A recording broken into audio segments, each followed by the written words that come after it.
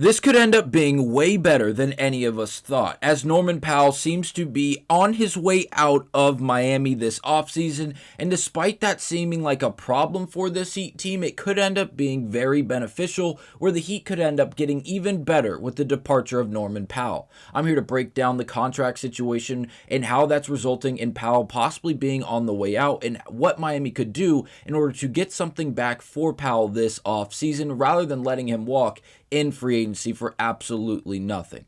I'm here to break down all of the moving parts on this episode of Heat Digest, so let's not waste any time and get right to it breaking down the news. We've been breaking down quotes from Brian Windhorst and Shams and various other credible names covering the game of basketball surrounding Norman Powell for a little while now, 2+ weeks if you will, and how it seems like he is out the door in Miami. Now, I will say after the Giannis conversation, it got abundantly clear that it was much louder it's a much louder conversation because the amount of cap room has now gone down even more. But even before that, the idea was kind of there because Norman Powell was going to demand a lucrative amount of money this offseason based off the year he just had. And with that being said, is there an abundance of trade value for Norman Powell?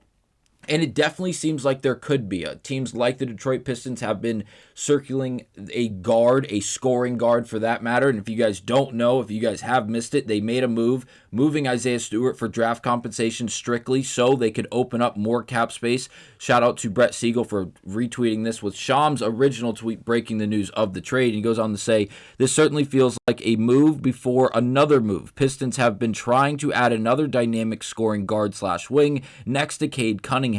Now, we all know they wanted Tyler Hero. We all know they wanted Austin Reeves. And then what happened? They missed out on both of those scoring guards. And it didn't end there, as there's been other scoring guards at that, have also been moved and not landed in Detroit. LaMelo Ball's now a Minnesota Timberwolf. Kobe White is now back in Charlotte. So what scoring guards are left? I will say, I woke up to news this morning because I failed to record this video last night at 2 o'clock in the morning. I woke up to this news from Shams stating that another guard has gone to the Detroit Pistons, but it is not the guard that everyone expects to see in Detroit. Now, why is that? Because it's not the biggest name. Now, is there a world where they're still open to acquiring Norman Powell? I'm not going to say there is not, but I will definitely tell you this looks like an exact reason for the Pistons to flat out waive Duncan Robinson. I was going to come on this video and tell you guys there was a way that in a sign and trade scenario, which is a very realistic option for Norman Powell in this Heat organization,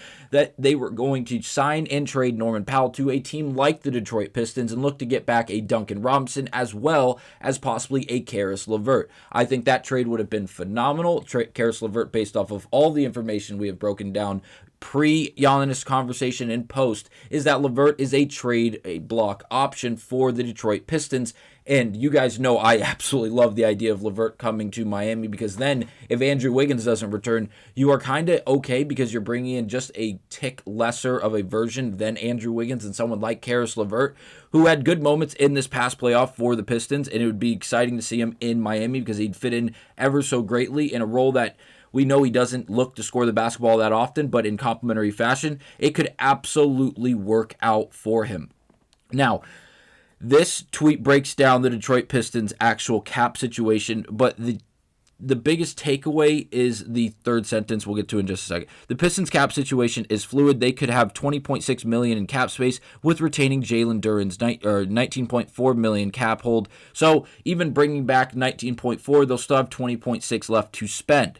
But they can get up to $33 million if they waive Duncan Robinson $2 million guaranteed. So they give up $2 million guaranteed to Duncan Robinson, flat out waive him, and they get up to $33 million. That would be extremely, extremely lucrative for this Detroit Pistons team that is looking to acquire even more names. And Norman Powell, again, could be one of those options. And if you have $33 million, that's more than the $18 million Miami has to spend. And if you waive Duncan Robinson, he's in position to then get a veteran minimum and come back to Miami, or any team that matter that is willing to go out there and acquire him. But he is the exact fit this Heat team is looking for. Yes, every name I've really discussed has been based off the defensive idea.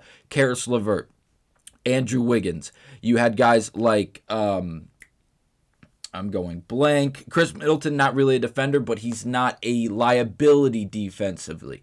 Anthony Simons, not a liability defensively. Actually has the ability to move his feet rather quickly. And now you get him into the painted area, different conversation, but on the wing, he is definitely reliable on the outside of the three-point line as a guard defending other guards.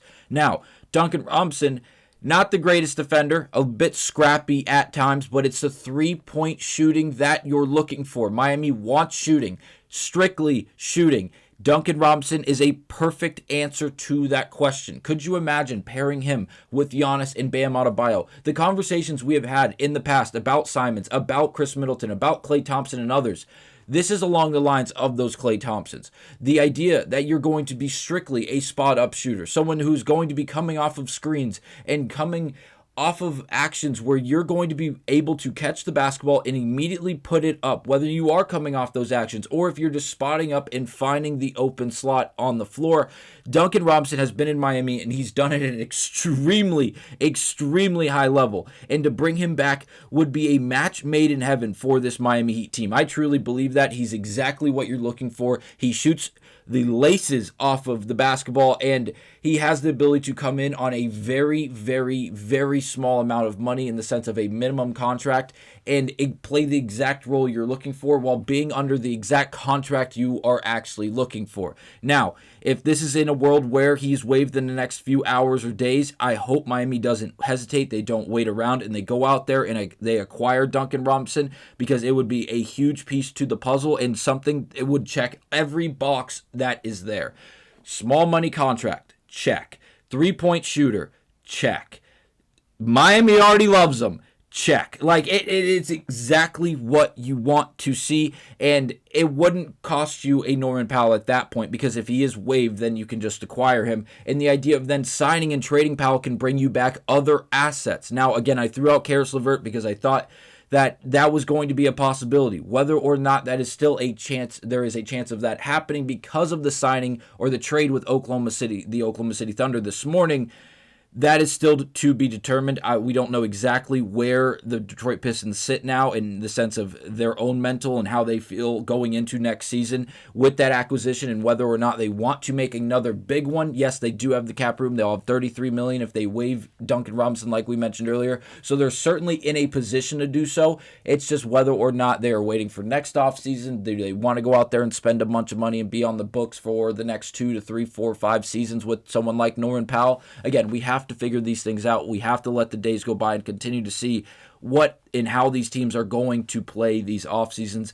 And up to this point, there's already been a handful of moves, blockbuster moves at that. It's been a lot of fun, but it's far from over. So again, make sure you are subscribed to the channel, as 80% of you guys watching this video are not subscribed. We do appreciate it. Help us get to that goal of 4,000 subscribers. But now let's wrap up this video with a few quotes from Shams and Jake Fisher. First one from Fisher, going on to say that he have so many moves to make after the Giannis trade. They will prioritize shooting. He could sign and trade Andrew Wiggins. That is not the right. It is. They could sign and trade Andrew Wiggins. They have been connected to multiple shooters. That is the idea, that they could go out there and sign and trade someone like Wiggins. But again, we're talking about Powell in this sense. And the idea of trading Andrew Wiggins to Detroit would be absolutely sickening, in my opinion. I absolutely hate that idea. I absolutely hate that idea. Shams would go on to say the Heat are expecting him not to be there this offseason. Speaking about Norman Powell, financially, it is going to be very difficult for them to keep him. The Heat are operating as if he's going to end up in a sign and trade or end up elsewhere. Hopefully it is a sign and trade, so you don't let him walk for absolutely nothing, and you can get a good return for someone in Norman Powell who could be a legitimate offensive weapon for any team in the association, especially a team who is looking for a scoring guard like the Nets, like the Pistons, and various others. Let me know down below, what are your thoughts and opinions? Do you like the idea of acquiring Duncan Robinson if he is waived by the Detroit Pistons in the coming days? And do you think that Norman Powell should be involved in a sign and trade so he doesn't walk for free and you can actually get some form of asset back in return? Thank you guys for watching. I'll see you guys on the next episode of Heat Digest.